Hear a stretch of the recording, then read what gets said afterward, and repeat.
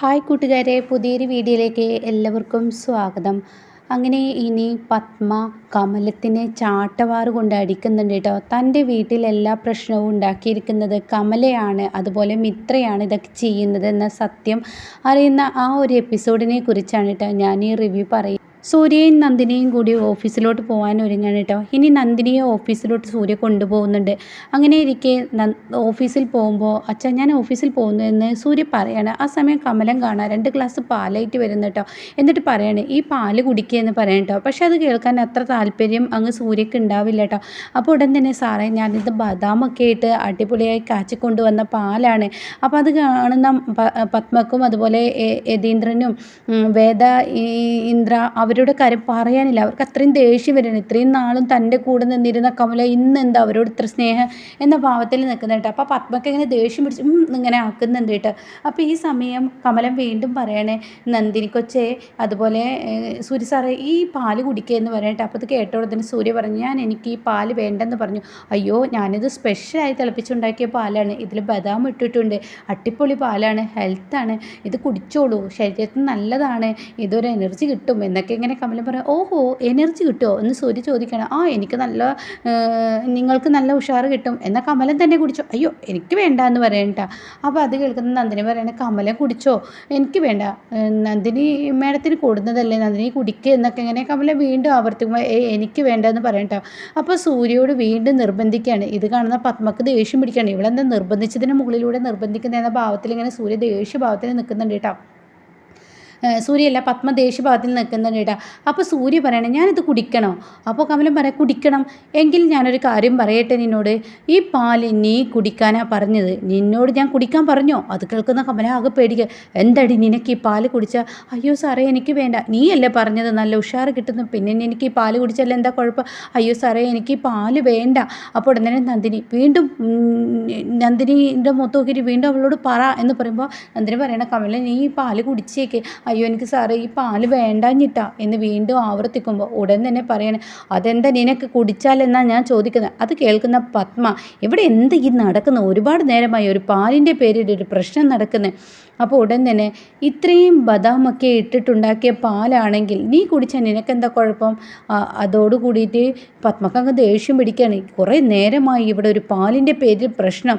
അപ്പോൾ ഉടൻ തന്നെ ഇവള് കുടിക്കില്ല, പാലിൻ്റെ പേരിലല്ല പ്രശ്നം, കമലം പാല് കുടിക്കില്ല, കാരണം കമലത്തിനത് കുടിച്ചു കഴിഞ്ഞാൽ പ്രശ്നമാണെന്നറിയാം. അത് കേൾക്കുന്നതിനോടുകൂടി കമല ആകെ പേടിച്ച് പോവാണ് കേട്ടോ.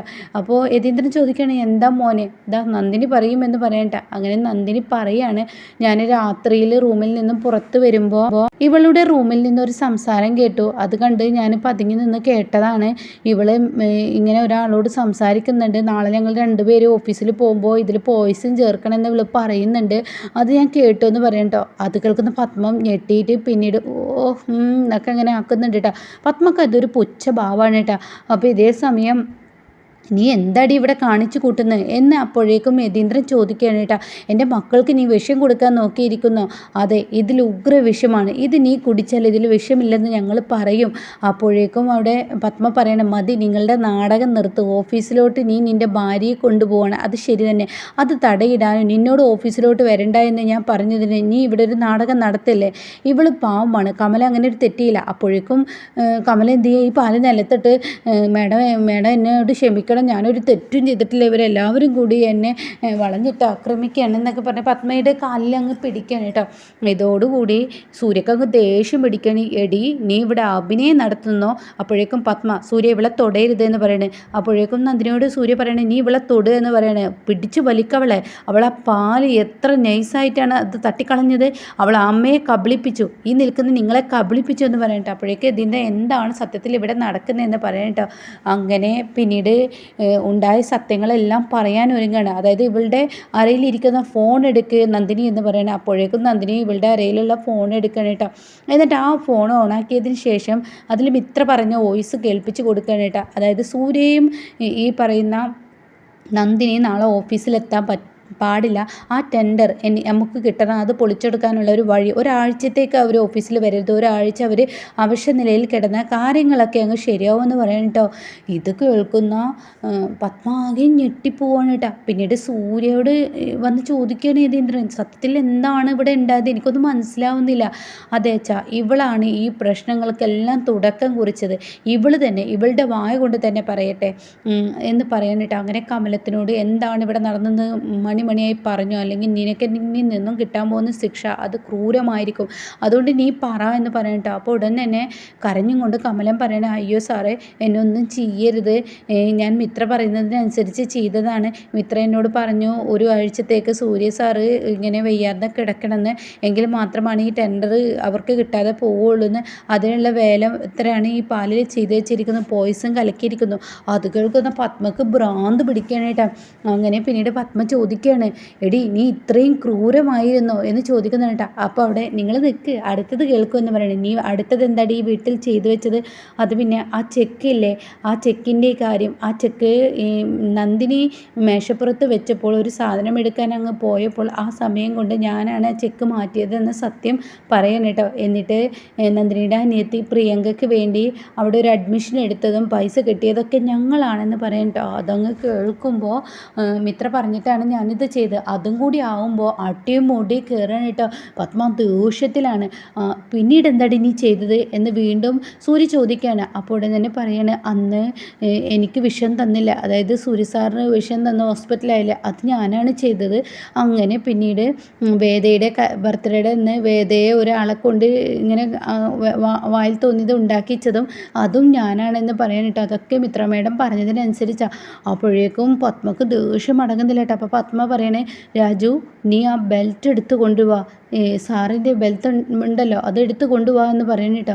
അങ്ങനെ യതീന്ദ്രൻ്റെ ബെൽറ്റ് എടുത്ത് വരാൻ പറയണേ. ആ ബെൽറ്റ് അങ്ങ് വന്നതും പിന്നീട് കനകത്തിനെ അങ്ങോട്ടും ഇങ്ങോട്ടും ഇട്ടിട്ട് അടിക്കണം കേട്ടോ. തലങ്ങും വിലങ്ങും ഇട്ടിട്ട് കനകത്തിനെ അടിക്കുമ്പോൾ കനകം അയ്യോ എനിക്ക് വേദനിക്കുന്നു. പക്ഷെ നന്ദിനി തടയില്ല, സൂര്യ തടയില്ല, വേദ തടയില്ല, ഇന്ദ്ര തടയില്ല. ഇത്രയും കാലം എല്ലാ തെറ്റുകളും നന്ദിനിയാണെന്ന് ചെയ്ത ആ ഒരു കുറ്റബോധം ഇവിടെ ഇങ്ങനെ വന്നുകൊണ്ടിരിക്കുകയാണ് കേട്ടോ. എല്ലാവർക്കും ഇടയിൽ നന്ദിനി ചെയ്തു എന്ന് കരുതിയിട്ടാണ് എല്ലാവരും നന്ദിനിയെ പകയാക്കിയിരുന്നത്. പക്ഷേ ഇതെല്ലാം ചെയ്തത് ഇവളാണെന്നറിയുമ്പോൾ തനിക്കുണ്ടാകുന്ന ആ അരീക്ഷുണ്ടല്ലോ, അത് ഇന്ദ്രയുടെയും വേദയുടെയും ഒക്കെ അടി പത്മയാണ് ഇട്ട് അടിക്കുന്നത്. അങ്ങനെ തലങ്ങും വിലങ്ങും ഇട്ട് അടിക്കാണ്. അടികൊണ്ട് കമലം ഒരു വിധമായി മരിക്കാരായി എന്ന് തന്നെ പറയാം.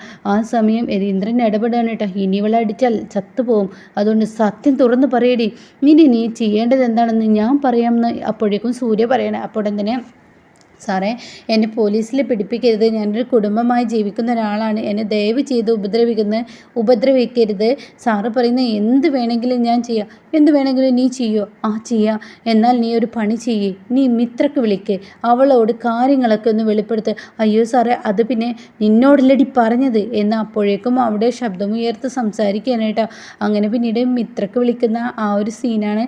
അങ്ങനെ മിത്ര ചോദിക്കുകയാണ്, എന്തായാലും കാര്യങ്ങളൊക്കെ നടന്നോ? ആ നടന്നു. പാല് കൊടുത്തോ? ആ കൊടുത്തു. കുടിച്ചോ? ആ കുടിച്ചു. എന്തായാലും അടിപൊളിയായി. ഇനിയിപ്പോൾ അവരവിടെ അവശ്യ നിലയിലായിരിക്കില്ലേ? അതെ, അവരുടെ സുഖമില്ലാതെ കിടക്കണേ. എന്നാൽ ഞാൻ ആ വീട്ടിലോട്ട് ഒരു വരവ് വരുന്നുണ്ട് എന്ന് പറയുന്നുണ്ട് കേട്ടോ. അങ്ങനെ കമലത്തിനെ ഒരു മുക്കിലടിച്ചിരുത്തുമ്പോൾ ഇവിടെ ഇനി കാണാനിരിക്കുന്ന കിടുക്കൻ സീനാണ് കേട്ടോ. ഈ സത്യങ്ങളെല്ലാം ഇങ്ങനെ മനസ്സിലാക്കാണ്, താനാണ് ഇവിടുത്തെ തെറ്റുകാരി എന്നുള്ളത് പത്മ മനസ്സിലാക്കുമ്പോൾ എന്തായാലും ഇനി പത്മ ഈ പറയുന്ന നന്ദിനിയെ സ്നേഹിക്കുമോ ഇല്ലയോ എന്ന് അടുത്ത റിവ്യൂവിൽ പറയാം കേട്ടോ.